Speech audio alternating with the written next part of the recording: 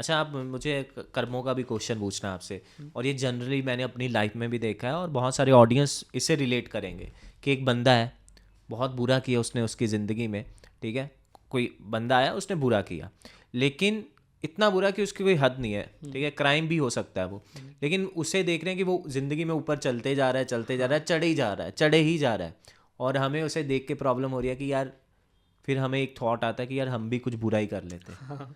हम क्यों इतने अच्छे बने हुए हैं, हम तो एथिक्स को भी फॉलो करते हैं, क्राइम तो छोड़ो, हम तो एथिक्स को भी फॉलो करते हैं कि किसी को कुछ गाली भी नहीं दे सकते, और जो इतना बुरा करता है वो तो ऊपर ही चढ़ते जा रहा ऊपर है। चढ़ते जाता है। जो हमारे फेमस साधु संत महात्मा हुए हैं, यहाँ तक कि प्रेमानंद महाराज जी भी इसका एक बहुत अच्छा सा आंसर देते हैं। जब हम भगवान की भक्ति में लगे होते हैं, अच्छे काम करते हैं, भगवान जी के ऊपर भरोसा रखते हैं, तो हमारा एक भरोसा होता है। तो भगवान जी क्या करते हैं, जितने भी हमारे बुरे कर्म होते हैं उनको तुम्हारे ऊपर लाके पटक देंगे, क्योंकि इस बंदे का मेरे ऊपर भरोसा है, ये डगमगाएगा नहीं, इसलिए उसके साथ बुरा होता चला जाता है। वहीं जो उल्टे काम कर रहा होता है, उसमें भगवान जी क्या करते हैं कि जो पुराने कर्म थे, जिनका उसको जिसके जो उसके पुराने अच्छे कर्म थे, उनका फल उनको पहले देने लगते हैं। इसलिए जो अच्छे कर्म वो कर रहा होता, अच्छे जो बुरे कर्म कर रहा होता है, जिस बंदे का आपने जिक्र करा कि बुरे कर्म कर रहा है और आगे बढ़ता चला जा रहा है, वो उसके साथ इसलिए होता है। वहीं हमारा ये कहना कि भाई इसके साथ ये बुरा कर रहा है, इसके साथ अच्छा हो रहा है, तो हम भी यही काम कर देते हैं। आपको क्या पता वो पास्ट में क्या करके आया है, या जो वो बुरे काम कर रहा है क्या पता आगे जाके उसका क्या फल मिलना है।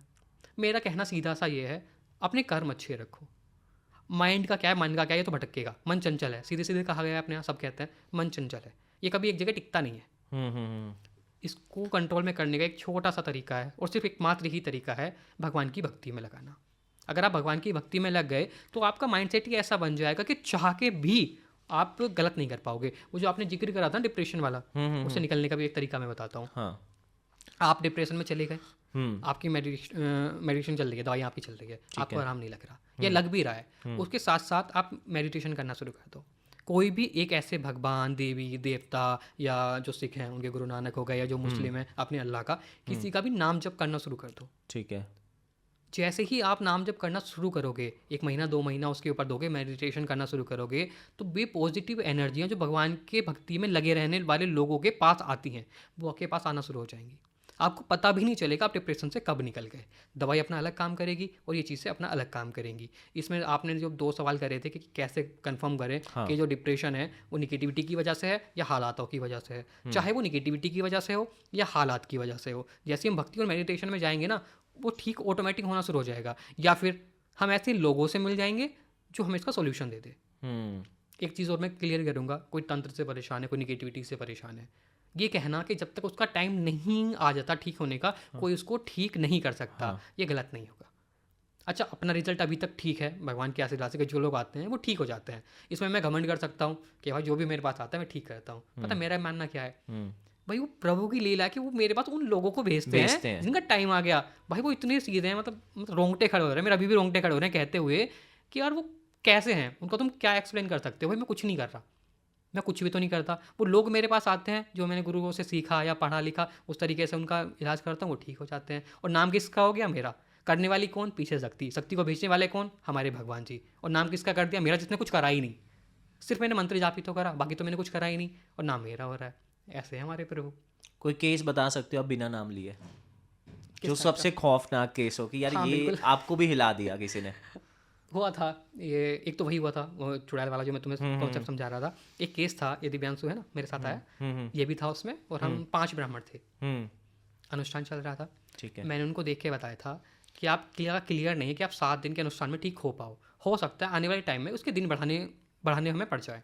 हम अनुष्ठान कर रहे थे, जाप हमारा चल रहा था। अनुष्ठान में जाप चलता है कि सब अलग मंत्रों का आप जाप कर रहे हो या यथाशक्ति कर रहे हो, वो लास्ट के दिन हवन होता है। अपने वेदों पुराणों में यही उपाय दिया गया है, और इसी के थ्रू हम लोगों का इलाज भी करते हैं। जो भूत प्रेत तंत्र के हमारे पास आते हैं उनका इलाज हम ऐसे ही करते हैं।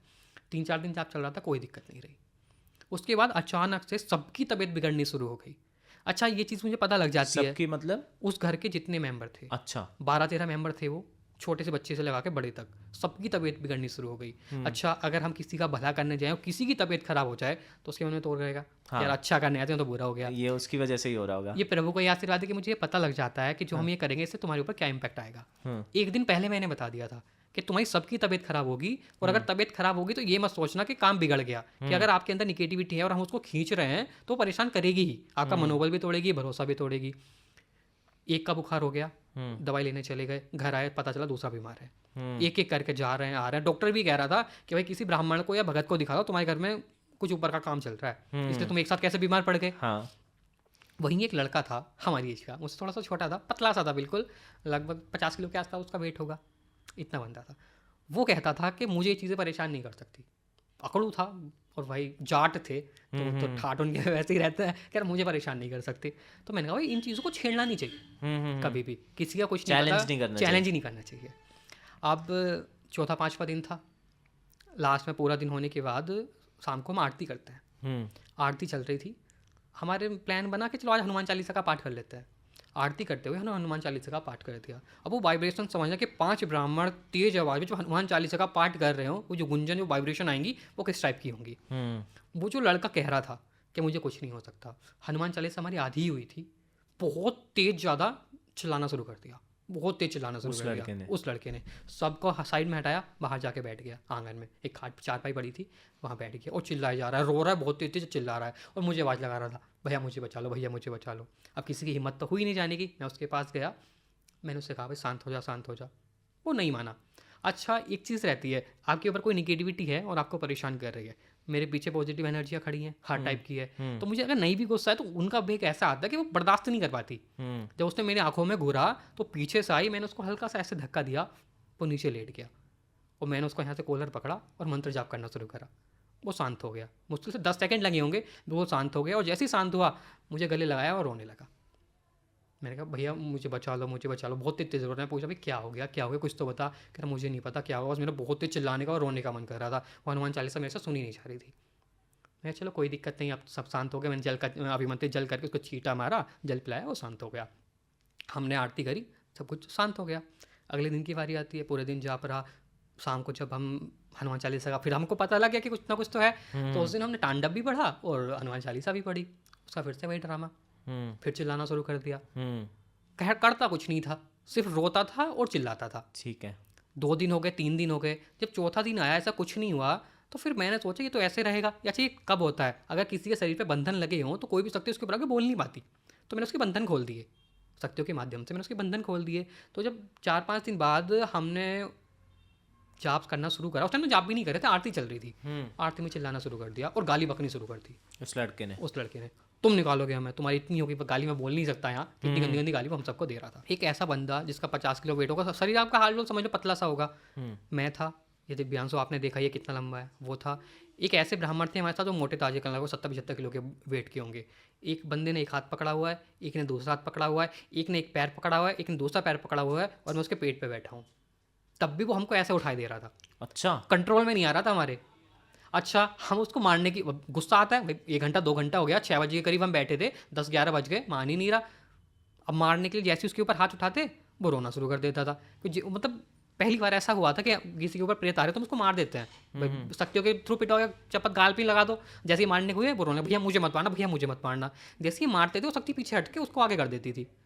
अब वो जो पंडित जी थे वो थोड़े मोटे से थे, उन्होंने उसको गाली दे दी, उस लड़के ने उनको गाली दे दी, उनको मोटे तू गया नहीं अभी यहाँ से, और उन्होंने गाल पर चपत दिया उसके, और जैसी चपत मारा वो शक्ति निकल गई चली गई। वो रोना शुरू कर दिया कि किसी ने तो मारा मेरा। अच्छा उसे ये पता नहीं चला मारा किसने तो मारा, मेरा गाल लाल हो गया, मेरा गाल लाल हो गया, मुझे बहुत दर्द हो रहा है। इतना हुआ लगभग रात के 10-10:30 बज गए थे, 6 बजे से 4-4.5 घंटे हो गए।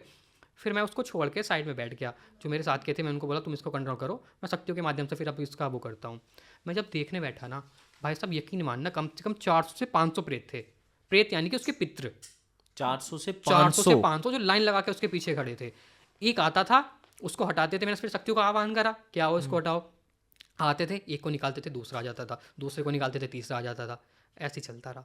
लगभग 1.5-2 घंटे हमको और निकल गए, जब ये चीज़ें कंट्रोल में आ ही नहीं रही थी। कोई एक अच्छा पता है वो नाम किन के ले रहा था, जो उसके जन्म से पहले ही मर चुके थे, जिनको वो जानता नहीं था। वो कहता था मैं वो हूँ, अपने पापा को तू से करके बात कर रहा है, बेटे आ गया तू, ऐसा कर रहा है वैसे कर रहा है। क्योंकि मतलब जब वो उनकी जो सूक्ष्म शरीर था जिनको हम आत्मा बोलते हैं, प्रेत जो पितृ उनके शरीर में एंटर कर रहे थे, तो वो वैसे ही रिएक्ट कर रहा था जैसे वो करते थे।